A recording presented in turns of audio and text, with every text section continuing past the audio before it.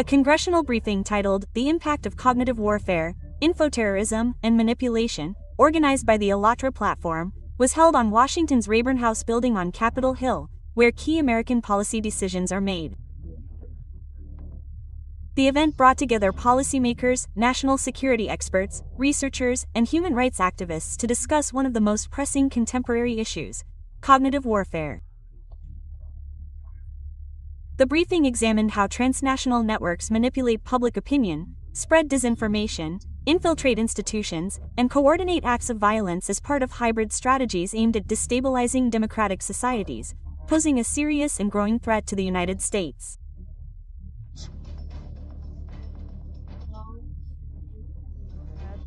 This form of attack doesn't destroy society with bombs, it corrodes it from within through cognitive warfare.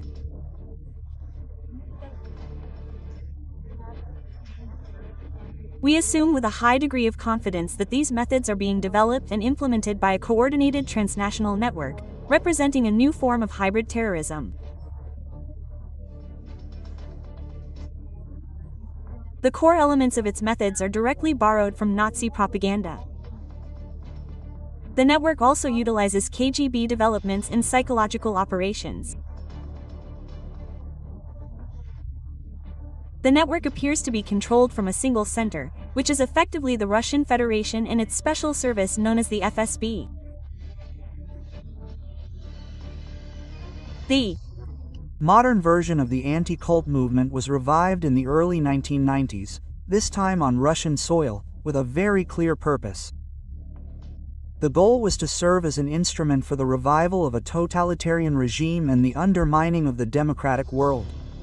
Their stated mission is to combat sects and protect society from cults. This is merely their external facade for the public. In reality, their methodology is based on informational psychological violence. Their primary weapons are stigmatization, public discrediting, and the systematic incitement of social hatred toward religious, social, and political minorities. The anti-cult network has a hierarchical structure. At its apex is the ideological core, located in Russia. The Russian Association of Centers for the Study of Religions and Sects, RACIRS.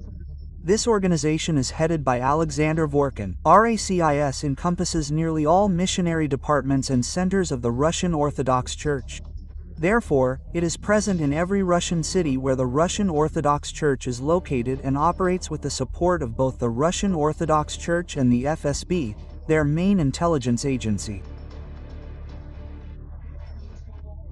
Today, we will also present the names of individuals, organizations, and even journalists who represent the anti-cult network and actively employ its destructive techniques and methods.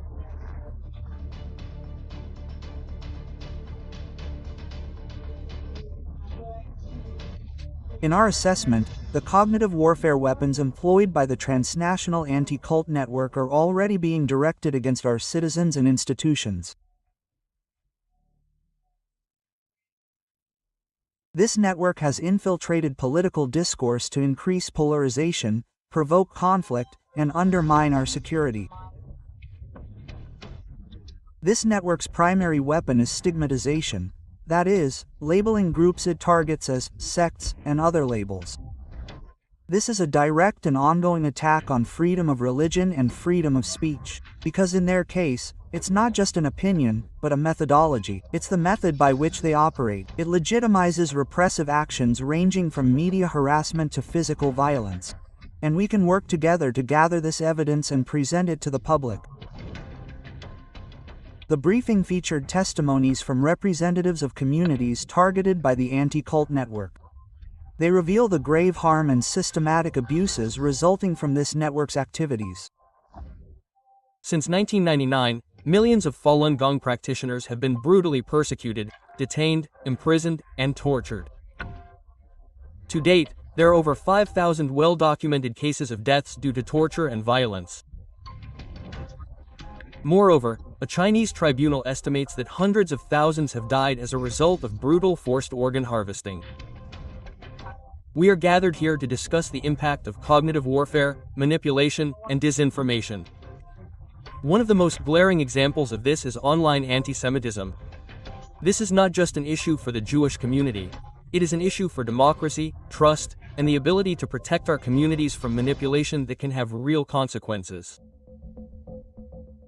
My name is Jason Bell. I am a veteran and former staff sergeant in the Michigan National Guard. I served in Afghanistan in 2011. I completed my service with the 46th Military Police Detachment at Light Guard Armory, where I performed funeral ceremonies for many of our veterans until 2016. I am currently finishing my undergraduate degree in middle and high school teaching at the University of Michigan. I hope to give back through my work to our country, which has given me so much. As someone who defended this country, I never imagined that one day I would have to defend my right to freely and openly volunteer. That is what brings me here today.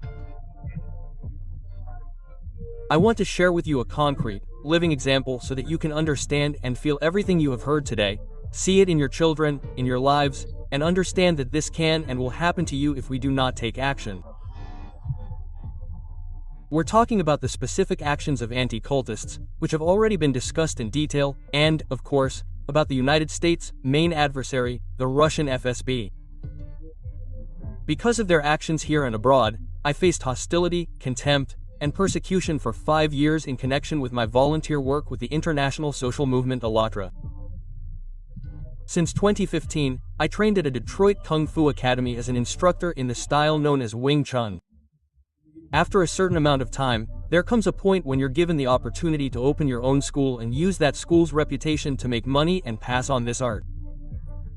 But my teacher deprived me of this opportunity, presenting me with information claiming I belong to a cult. He found this information on Wikipedia, various online publications, and other publications here and abroad. I have been ridiculed, ostracized, and ostracized repeatedly because of the labels that have been successfully applied to me and my family. I have tried many times to appeal to common sense, like many of us, trying to convince people with facts, but to no avail. These publications have had a lasting and real impact on me and my family. These sources spread distorted information and lies. They have damaged my reputation in social circles and deprived me of the opportunity to earn a living teaching martial arts. I also rightly fear that they threaten my future as an educator. After all, my perception as an educator is heavily dependent on public opinion. However, my concerns extend far beyond my own career. The tactics and labels used against me will certainly hinder my teaching career. As we have already seen in Russia and abroad, we have not delved into many of the cases that have affected people. But we know of people being grabbed off the streets, having their doors broken down, and being jailed simply because of labels and false information that make it impossible to prove the real situation and reach an agreement. And then the dehumanization sets in. And this is what deeply concerns me. Under no circumstances and in no form should this become our reality. It is our duty and responsibility to address this threat. How is it that the FSB is so successful in promoting narratives that divide people and cause long-term damage? Simply because I am associated with a socially significant group or organization that informs the public about the climate, its current and future impacts. I serve to defend freedom. Now I am being persecuted for simply exercising that freedom. These actions must stop immediately. I call on my country to recognize the threat posed by foreign intelligence operations that manipulate American perceptions through coordinated disinformation campaigns. I demand accountability for those responsible, and I demand justice. Thank you all for being here with me today and listening to my story.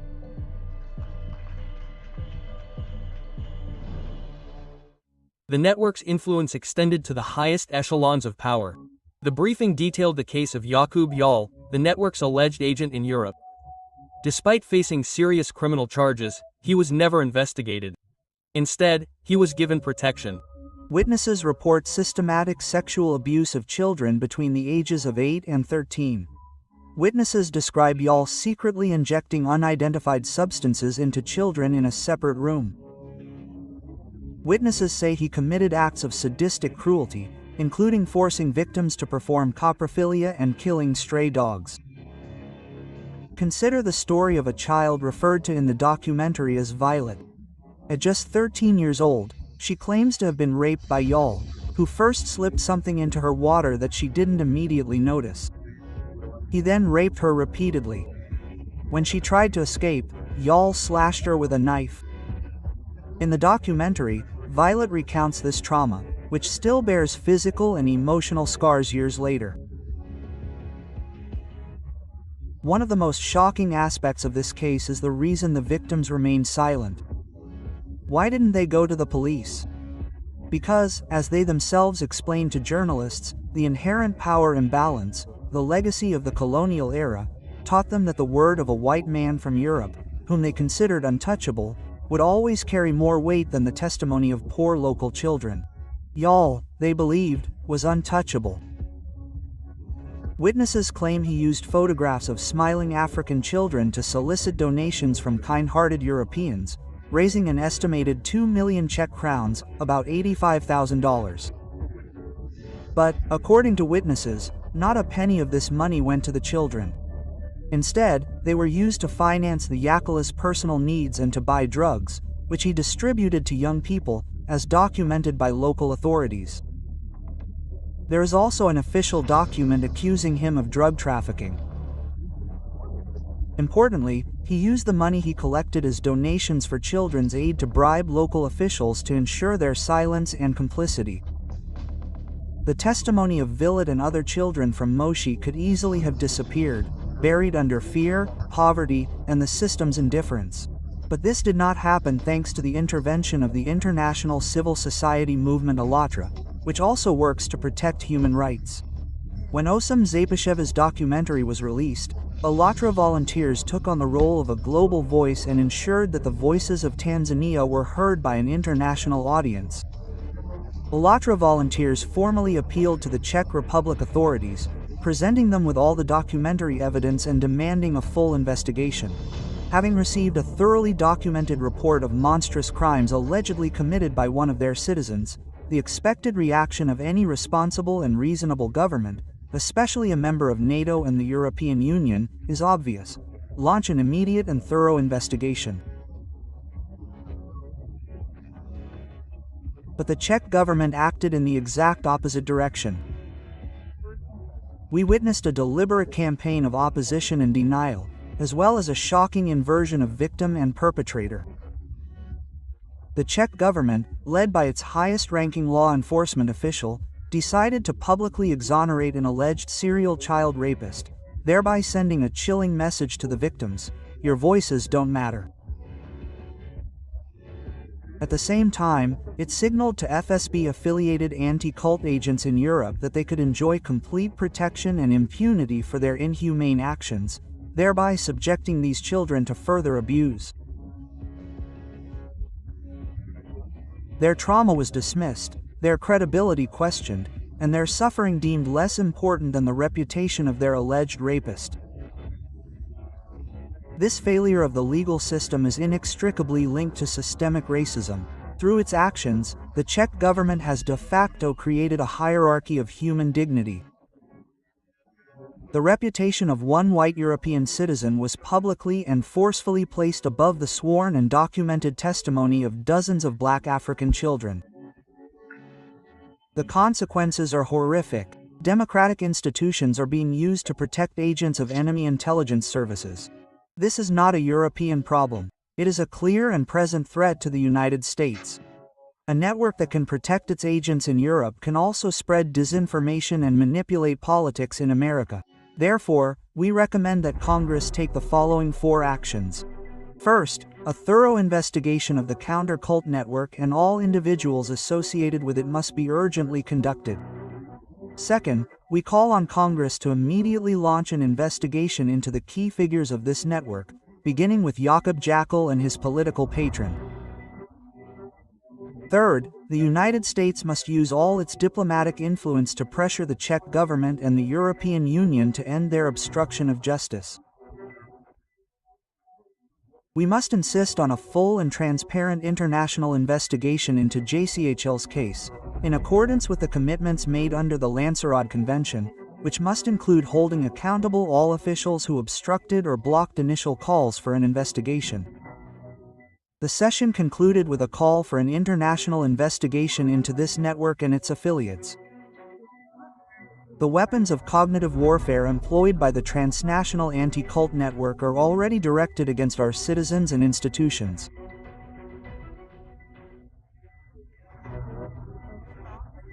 Its ideology is a direct attack on the First Amendment, promoting the concept that the right to religious freedom itself can be criminalized.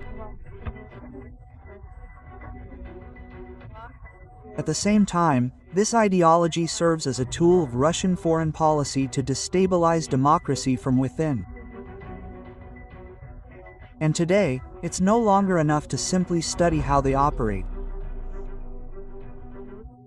The time has come to protect ourselves from their actions. And, of course, to preserve our country and our families.